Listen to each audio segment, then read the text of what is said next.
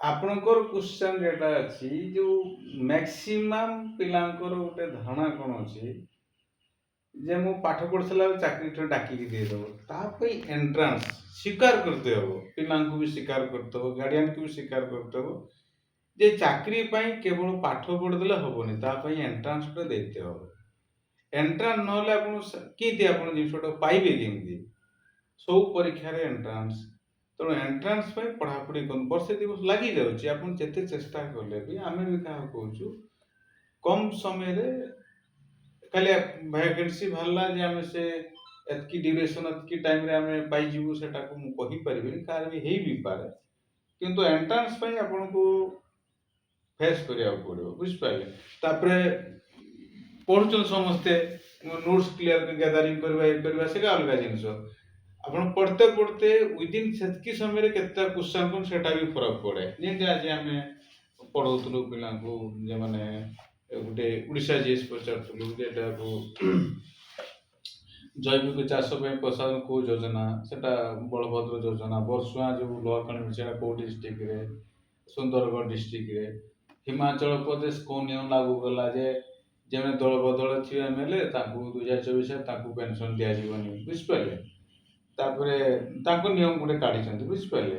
ତାପରେ ଇଏର ଯେଉଁ Delhi IIT transportation research and injury ପ୍ରିଭେଣ୍ଟେସନ୍ର ଯେଉଁ ଗୋଟେ ରିପୋର୍ଟ ବାହାରିଛି ଥିଲା, ମାନେ ସେଇ ମାନେ ପରୀକ୍ଷା ଥିବ 2024, 25-24ର ଜିଏସ୍ ଗୁଡ଼ାକୁ ଦେଖିବାକୁ ପଡ଼ୁଛି, ବୁଝିପାରିଲେ?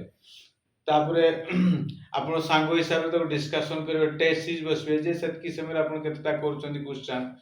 ତାପରେ ଆପଣଙ୍କର ମ୍ୟାଟର୍ନାଲ ମର୍ଟାଲିଟି ରେଟ୍ 384.4 ଇନ୍ 2000 102.7 2020କୁ ହେଇଯାଇଛି। ଇନଫାଣ୍ଟ ମର୍ଟାଲିଟି ରେଟ୍ 25.5 2021 ଅଛି। ତାପରେ ଆକର୍ଡିଂ ଟୁ ଅକ୍ସଫାମ୍ ହିସାବରେ 10% ଇଣ୍ଡିଆର ପପୁଲେସନ୍ ପାଖରେ 77% ନ୍ୟାସନାଲ ୱେଲ୍ଥ ଅଛି, 1% ପାଖରେ 40% ୱେଲ୍ଥ ଅଛି। ଗ୍ଲୋବାଲ ହଙ୍ଗର ଇଣ୍ଡେକ୍ସ 2021ରେ ଇଣ୍ଡିଆର ପୋଜିସନ୍ 111 ଆଉଟ୍ ଅଫ୍ 125 କଣ୍ଟ୍ରି, ବୁଝିପାରିଲେ? ଏଟା ଗୋଟେ ଯିଏ ଦେଖିବେ।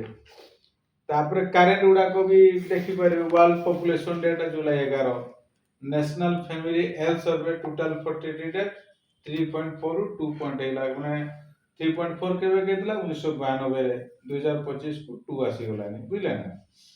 ତାପରେ ଆପଣଙ୍କର କ'ଣ ହେଉଛି ଜନନୀ ସୁରକ୍ଷା ଯୋଜନା 12 ଏପ୍ରିଲ 2005ରେ ଆରମ୍ଭ ହେଇଥିଲା।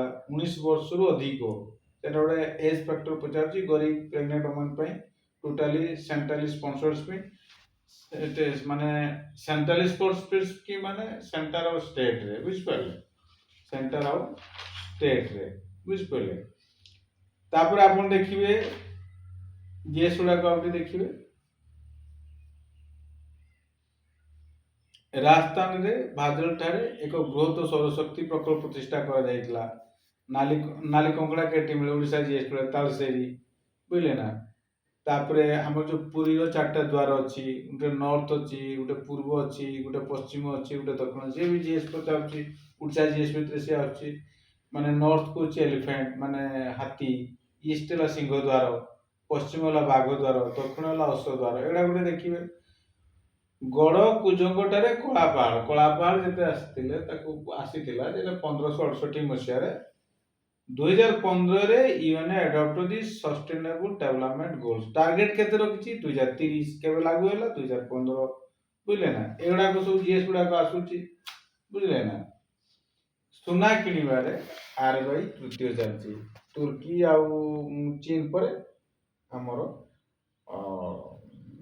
ଇଣ୍ଡିଆ। ମାନେ ଏଟାକୁ ବର୍ଷକାର ପୂର୍ବ ଜିଏସ୍ ଗୁଡ଼ାକୁ ଆମେ ଦେଖୁଛେ, ଆପଣ କଲେକ୍ସନ କରିପାରିବେ, ତାକୁ ଭଲ ବି ଲାଗିବ। ଏବେ ପରୀକ୍ଷା ରାଇ ଆସୁଛି, ବୁଝିଲେ ନା? ମାନେ ସବୁ ଜାଗାରେ ରଥର ଦକ୍ଷିଣା ମୂଳ ହୁଏ, କିନ୍ତୁ କେନ୍ଦୁଝର ସର୍ବୋଚ୍ଚ ରଥ ଦକ୍ଷିଣା ମୂଳ ହୁଏନି। ମୋଦିଙ୍କୁ ରୁଷର ସର୍ବୋଚ୍ଚ ସମ୍ମାନ ମିଳିଥିଲା, ବେସାମରିକ ସମ୍ମାନ। ମୋଦି ହେଲା ପ୍ରଥମ ଭାରତୀୟ, ବୁଝିପାରିଲେ? ଆଉ ଓଡ଼ିଶାର ଗୋଟେ ଜିଏସ୍ ଶୁଣିବ ଯେ ସବୁଠୁ କମ୍ ଗଭୀର ହେଲା ଚାନ୍ଦିପୁର, ଆଉ ସବୁଠୁ ବେଶୀ ଗଭୀର ହେଲା ଗୋପାଳପୁର, ହେଲା ନା? Government reopens PLI scheme, production link incentive scheme. ମାନେ এটা ফার্স্ট স্টার্টেড কলা 2021ରେ। এটা কেউ আন্ডারে? Under the commerce industry minister, বুঝিপারে? ঠিক আছে।